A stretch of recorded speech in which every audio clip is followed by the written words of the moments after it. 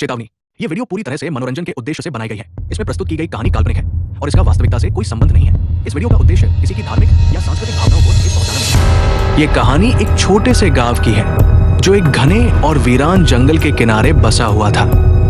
इस गांव के लोग बहुत साधारण जीवन जीते थे, लेकिन उनके बीच एक किंवदंती बहुत प्रचलित थी कि जंगल के भीतर एक डरावनी चुड़ैल रहती है जो रात के समय शिकार पर निकलती है। गांव वालों का कहना था कि ये चुड़ैल कभी इंसान रही थी, लेकिन एक दिन उसने काले जादू के प्रयोग से अपनी आत्मा को अमर बना लिया।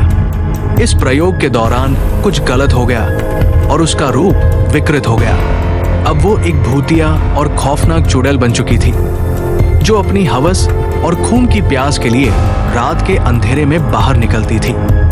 उसकी आंखें जलती हुई राख जैसी थी और उसके लंबे काले बाल हवा में लहराते थे। उसके हाथ और पैर लंबे और विकृत थे और उसके नाखूनों में बेहद तेज धार थी जो वो शिकार करते समय इस्तेमाल करती थी। वो चुड़ैल हमेशा उस जंगल के भीतर शिकार करती थी, लेकिन किसी को भी उसकी चपेट में आने का मौका नहीं मिलता था। हालांकि ये किंवदंती गांव के कुछ किशोरों के बीच एक तरह की चुनौती बन गई थी। वे सोचते थे कि ये सिर्फ एक डरावनी कहानी है और वे अपनी हिम्मत का इम्तिहान लेने के लिए जंगल में रात को घुसते थे। लेकिन अब तक किसी ने इस चुड़ैल को असल में नहीं देखा था, सिर्फ उसकी खौफनाक कहानियां सुनी थी। फिर एक रात एक लड़का जिसका नाम डेरिक था गांव में नया आया। वो बहुत साहसी था और जंगल के बारे में सुनी हुई कहानियों से प्रभावित हुआ था। डेरिक ने सोचा कि वो जंगल में रात को जाएगा ताकि वो खुद देख सके कि क्या सच में कोई चुड़ैल वहां रहती है। रात का अंधेरा गहरा चुका था और डेरिक अपने दोस्त एलेक्जेंडर के साथ जंगल की ओर बढ़ने लगा। दोनों ने अपनी अपनी टॉर्चें जला ली थी और डेरिक के चेहरे पर साहस की झलक थी, जबकि एलेक्जेंडर थोड़ा डर महसूस कर रहा था। जैसे जैसे वे जंगल में अंदर बढ़ते गए, चारों ओर एक अजीब सी खामोशी छाई हुई थी। कोई भी जीव जंतु नहीं दिख रहा था। हाँ, एक हल्की सी हवा चल रही थी जिससे पेड़ों की शाखाएं हल्के से झपक रही थी। अचानक डेरिक को किसी के चलने की आवाज सुनाई दी। उसने अपनी टॉर्च घुमाई, लेकिन कोई नहीं दिखा। तुमने सुना? डेरिक ने एलेक्जेंडर से पूछा। एलेक्जेंडर कांपते हुए बोला, ये सिर्फ तुम्हारा भ्रम होगा। लेकिन डेरिक को ये किसी का भ्रम नहीं लगा। कुछ देर बाद उन्होंने देखा कि एक पेड़ के नीचे कुछ झिलमिलाता हुआ दिखाई दिया। डेरिक ने सोचा कि शायद ये जंगल में कोई जानवर हो, लेकिन जैसे ही वे पास पहुंचे, दोनों को एक अजीब सी गंध आई। ये गंध उस घास और मांस की गंध जैसी थी जो कभी कभी खुले शिकार से आती है। डेरिक ने टॉर्च की रोशनी तेज की और देखा कि एक कटाफटा कपड़ा जमीन पर पड़ा था। वो कपड़ा पुराना और खून से सना हुआ था। दोनों डर के मारे रुक गए। ये किसी इंसान का नहीं हो सकता, एलेक्जेंडर बमुश्किल बोला। हमें तुरंत वापस लौटना चाहिए। लेकिन डेरिक को इस डरावनी गंध और घटनाओं ने और भी जिज्ञासु बना दिया था। वो आगे बढ़ता गया और अचानक उसे महसूस हुआ कि चारों ओर का माहौल बदल चुका था।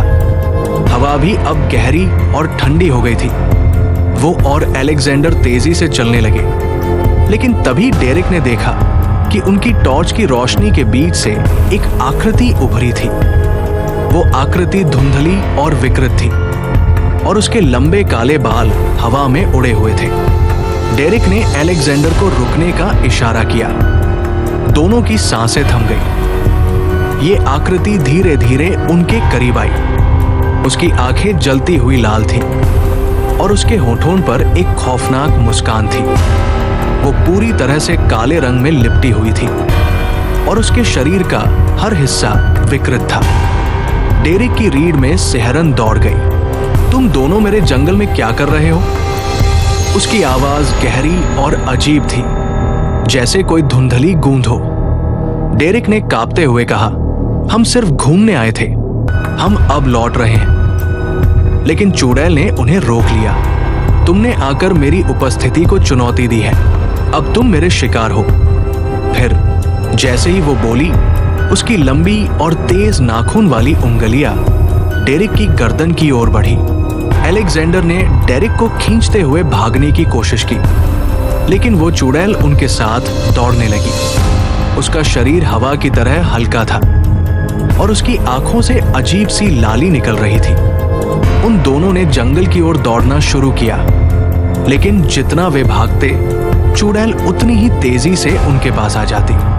डेरिक और अलेक्जेंडर के शरीर थक चुके थे, लेकिन चुड़ैल के लिए यह कोई चुनौती नहीं थी। फिर एक पल के लिए चुड़ैल ने अपनी हंसी के साथ आसपास के पेड़ों में छुपकर उनकी खोज शुरू कर दी। अचानक डेरिक ने देखा कि एक पेड़ के नीचे कुछ चमकता हुआ था। ये वही पुराना कपड़ा था जिस पर खून के धब्बे थे। ये देख डेरिक ने फैसला किया कि वो अब और नहीं भागेगा।